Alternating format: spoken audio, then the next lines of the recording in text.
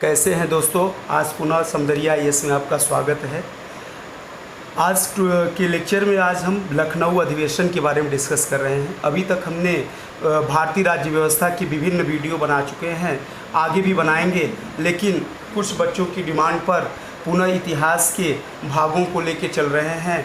तो यहाँ पर आज हम लखनऊ अधिवेशन की बात कर रहे हैं। लखनऊ अधिवेशन 1916 में हुआ था, ठीक है। लखनऊ अधिवेशन की खास बातें क्या हैं, इसके क्या प्रावधान है, ये सब हम इस लेक्चर में सीखेंगे। और हमारे परीक्षा के इम्पोर्टेंस से ये लखनऊ अधिवेशन कितना महत्वपूर्ण है, ये सभी कुछ हम इसी लेक्चर में देखेंगे। लखनऊ अधिवेशन 1916, ये अच्छा अधिवेशन। एक क्वेश्चन आया है, बहुत बार ये पूछा जाता है कि लखनऊ अधिवेशन कहाँ हुआ था, तो ध्यान रखना लखनऊ नाम ही है, लखनऊ में ही हुआ था, ठीक है। इसके अध्यक्ष अंबिका चरण मजूमदार। बहुत सारी परीक्षा में एसी मजूमदार लिखा रहता है, तो इससे बिल्कुल मत कंफ्यूज होना है। एसी मजूमदार का मतलब ही होता है अंबिका चरण मजूमदार। ये अध्यक्ष का नाम विशेष याद रखना है। अच्छा, इस जो मीटिंग हुई थी लखनऊ अधिवेशन, इसका उद्देश्य क्या था? इसका उद्देश्य ये था कि कांग्रेस के अंदर में, जैसे हम जानते हैं नरम दल गरम दल के बीच भेदभाव हो गया था, जिससे कांग्रेस का विभाजन हो गया था। इससे जो भारतीय राष्ट्रवाद की भावना थी, भारतीय आंदोलन की भावना थी, भारतीय आंदोलन जो मूवमेंट भारत में चल रहे थे, वो कमज़ोर हो रहे थे।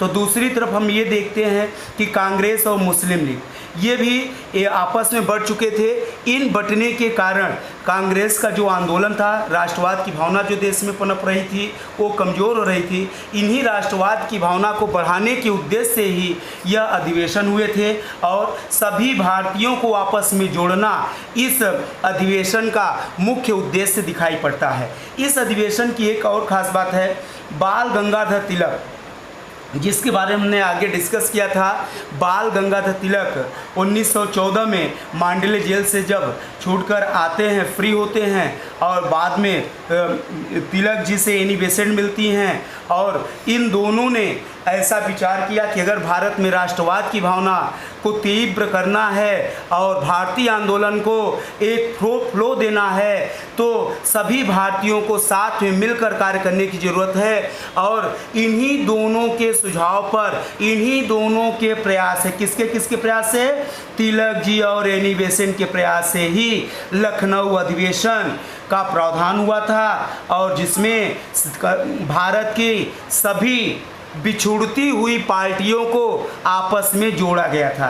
कभी क्वेश्चन, ये बार बार क्वेश्चन आया है कि जो लखनऊ अधिवेशन था, उस अधिवेशन में आपस में जोड़ने की मुख्य भूमिका किसकी थी? तो ध्यान रखना, तिलक जी और एनी बेसेंट की थी। अच्छा, हम लोग देखेंगे इसमें क्या था। हमने बताया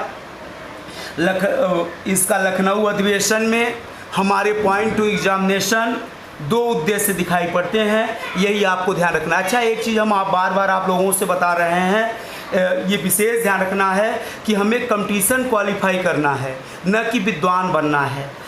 विद्वान बनना, परीक्षा को क्वालिफाई करना, दोनों में ज़मीन आसमान का अंतर है। हमें सिर्फ वही जानना चाहिए जो हमारे पॉइंट टू एग्जामिनेशन है, जिससे हमारा सिलेक्शन हो। ज़्यादा ज्ञान के चक्कर में ऐसा न हो कि हमारा सिलेक्शन ही न रुक जाए। तो ये सब चीज़ों को भी हर कंप्यूटर को विशेषकर ध्यान रखना चाहिए, ठीक है। चलिए भाई, हम दूसरी चीज़ें देखते हैं।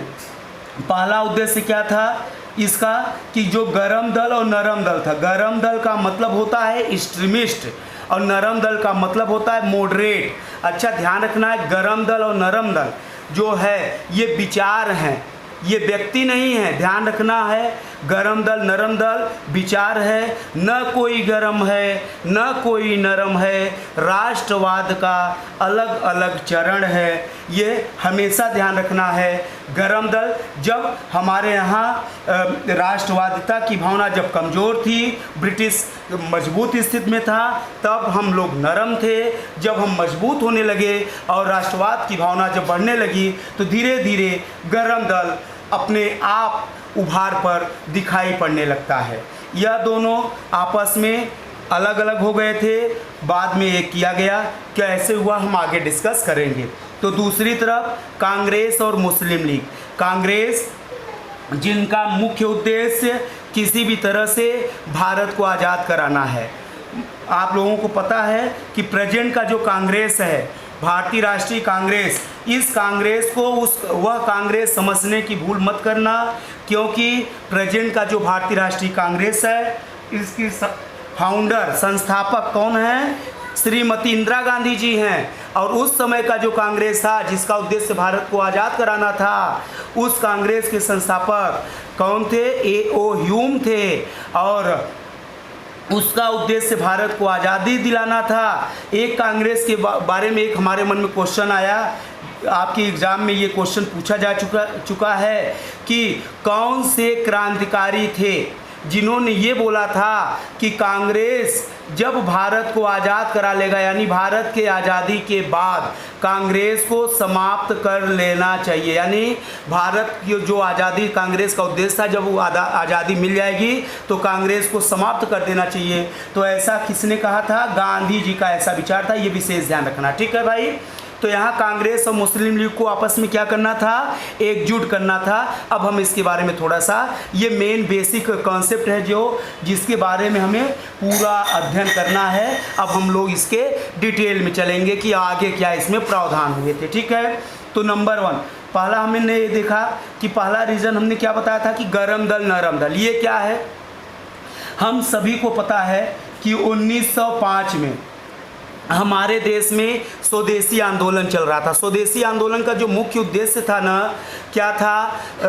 स्वदेशी एंड बाइकाट, स्वदेशी सामान को स्वीकार करो, विदेशी सामान का बहिष्कार करो। और इस आंदोलन का जो नेशनल वो बना था, क्या कहते हैं, गीता जिसे हम बोल सकते हैं। गीता आप लोग सभी लोग जानते हैं, गीता हिंदुओं की पवित्र धार्मिक पुस्तक है। गीता के प्रति सभी हिंदुओं की एक विशेष आस्था रहती है। अतः इसमें जो प्रथम मतलब स्वदेशी मूवमेंट था, इसके कुछ ऐसे स्टेटमेंट होते थे जिसमें राष्ट्रवाद की भावना चरम पर पहुंच रही थी और लोग अपने देश को आज़ाद करने के लिए पूरी तरह से सक्रिय हो चुके थे। आगे हम बताएंगे, इसमें बाल गंगाधर तिलक जी का बहुत बड़ा योगदान है, ठीक है। तो तिलक के योगदान के कारण अब हम आते हैं 1905 जो स्वदेशी आंदोलन तीव्र गति से चल रहा था, उस स्वदेशी आंदोलन को कमज़ोर करने के लिए अंग्रेज़ों ने क्या किया? भारतीय गरम दल यानी एक्सट्रीमिस्ट और मॉडरेट नरम दल के बीच मतभेद भरना आरंभ कर दिया, जिसका रीज़न ये हुआ कि 1907 आते आते गरम दल और नरम दल के बीच में एक खाई का रूप ले लेती है। और 1900 जिसका पूरी तरह से दृश्य 1907 सूरत अधिवेशन में दिखाई पड़ता है, जहां पर अध्यक्ष पद को लेकर गरम दल व नरम दल के उम्मीदवार एक साथ आते हैं और जिसमें गरम दल के उम्मीदवार लाला लाजपत राय को नरम दल के उम्मीदवार रास बिहारी घोष के द्वारा पराजित किया जाता है। इसी पराजय के बाद गरम दल और नरम दल आपस में अलग हो गया था। तो आपके एग्जाम में लगातार क्वेश्चन आया है, यूपी, एमपी, महाराष्ट्र, ये सभी पीएससी में और इसके साथ रेलवे में, एसएससी में,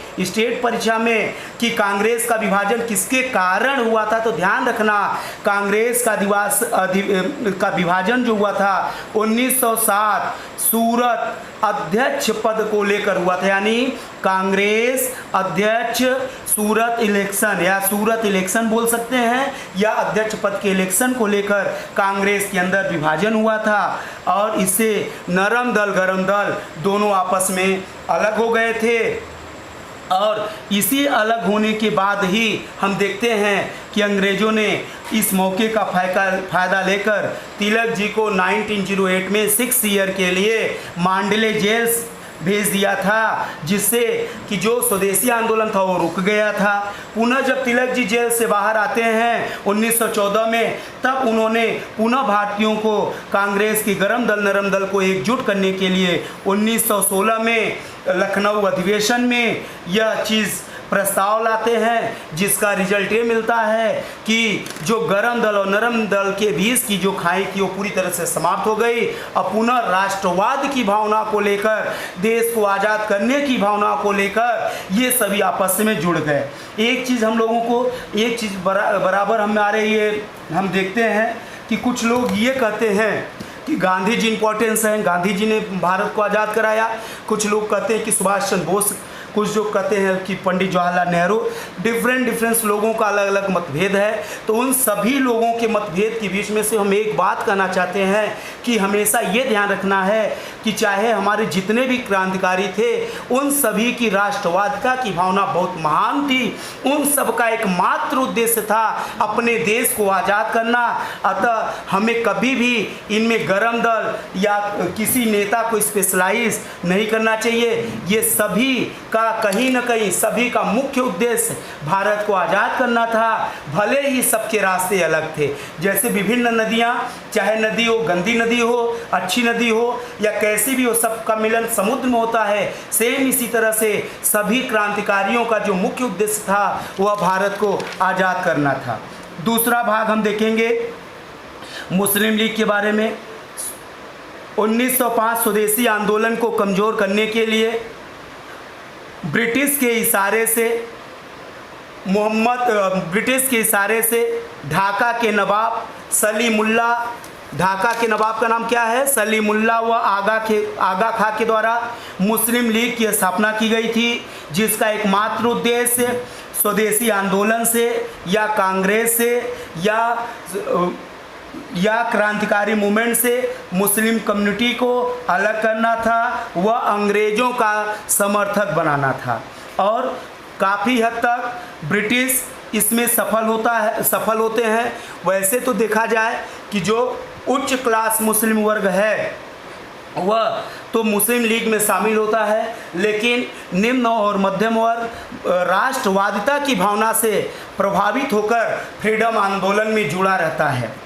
तो गांधी जी ने बाल Gangadhar Tilak ji and Annie Besant के प्रयास से 1916 में पुनः कांग्रेस के साथ मुस्लिम को जोड़ने का कार्य किया गया।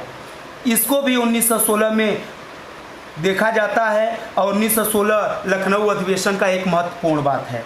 अच्छा, इसमें क्या बात हुई थी? इस समझौते में कांग्रेस की कुछ बात मुस्लिम लीग स्वीकार करती है और मुस्लिम लीग की बात कुछ कांग्रेस स्वीकार करती है, और इसी बात को स्वीकार करने के कारण ही दोनों में समझौता होता है। सबसे पहले हम कांग्रेस की बात देखेंगे। कांग्रेस ने क्या किया? कांग्रेस जो थी वो मुस्लिम लीग के पृथक निर्वाचन की मांग को स्वीकार कर लेती है। अच्छा, ये ध्यान रखना है, पृथक निर्वाचन की मांग कब की गई थी बताइए जरा? 1909 में मार्ले मिंटो रिफॉर्म में पहली बार मुस्लिमों को फिक्स इंडिया रिजर्वेशन, पृथक निर्वाचन की मांग दी गई थी, लेकिन कांग्रेस उसको स्वीकार नहीं की थी। कांग्रेस कब स्वीकार की है? 1916 लखनऊ अधिवेशन में। जब कांग्रेस स्वीकार करने लगता है तो पंडित मदन मोहन मालवीय आरंभ में इसका विरोध करते हैं कि नहीं, आप स्वीकार मत करो। अगर स्वीकार करोगे तो इसका जो रिजल्ट होगा या परिणाम होगा भयानक होगा। लेकिन उस समय राष्ट्रवाद वाली भावना से प्रभावित होकर और कांग्रेस नेताओं के दबाव के कारण मदन मोहन मालवीय इस समझौते को स्वीकार कर लेते हैं। आखिर मदन मोहन मालवीय की भविष्यवाणी यहाँ पर सही दिखाई भी पड़ती है कि इसी का रिजल्ट है कि पाकिस्तान का जन्म दिखाई पड़ता है। अगर यह न दिया गया होता तो शायद पाकिस्तान न जन्म लेता और आज भारत की जो सबसे बड़ी पाक रूपी समस्या है यह जड़ सदा के लिए समाप्त रहता। दूसरी चीज़ें हैं मुस्लिम लीग कांग्रेस के डोमेनियन स्टेट की मांग को स्वीकार कर लेती। कांग्रेस डोमेनियन स्टेट की मांग, डोमेनियन स्टेट क्या है ये एक हमारे मन में आता है। डोमेनियन स्टेट क्या है? डोमेनियन स्टेट का मतलब ये होता है कि भारत की शासन व्यवस्था भारतीयों के द्वारा संचालित की जाएगी, ब्रिटिश सिर्फ नाम मात्र का प्रधान होगा। इसी को हम डोमेनियन स्टेट कहते हैं। डोमेनियन स्टेट का मतलब क्लियर हुआ? अब अच्छा, यहाँ तक तो पूरा हो गया। पहला चीज़ ये हम लोगों को समझ लेना है अब जो हमारे एग्जाम में क्वेश्चन आए हैं। पहला क्वेश्चन सबसे ज़्यादा लखनऊ अधिवेशन कब हुआ ये हमने बताया था, पहला क्वेश्चन सबसे ज़्यादा आया है। इसके अध्यक्ष कौन थे, यहाँ से क्वेश्चन लगातार पूछा है। किसके सहयोग से समझौता हुआ, ये क्वेश्चन बने हैं। अच्छा, ये पूछा गया है कि कांग्रेस और मुस्लिम लीग कब आपस में एकजुट हुए थे, ये क्वेश्चन आ चुका है। नरम दल गरम दल का विभाजन कब हुआ, आपस में एकजुट कब हुए, ये सब क्वेश्चन आ चुका है। इन सबको हमारे एग्जाम के क्वेश्चन ये सब दिखाई पड़ते हैं, ठीक है। यहाँ से फिक्स एरिया रिजर्वेशन ने प्रीवियस लेक्चर में बताया था, ये भी लगातार क्वेश्चन बन चुका है। इनके साथ कांग्रेस, मुस्लिम लीग, मदन मोहन मालवीय के विरोध, मदन मोहन मालवीय, ये पूछा गया है कि लखनऊ अधिवेशन में मुस्लिमों के पृथक निर्वाचन की मांग को का किसने विरोध किया था। यह लगातार सिविल में भी पूछा है, पीएससी में भी पूछा है, रेलवे में भी आया है। अब चूंकि इतनी बार ये सारे क्वेश्चन आ चुके हैं कि इसमें बार बार सन को बताया नहीं जा सकता, लेकिन ये सभी क्वेश्चन लाइन टू लाइन आए हैं। आप लोग प्रीवियस ईयर के क्वेश्चन पेपर में आसानी से देख सकते हैं, ठीक है। अब नेक्स्ट लेक्चर में हम नेक्स्ट वीडियो के साथ मिलेंगे। Thank you class.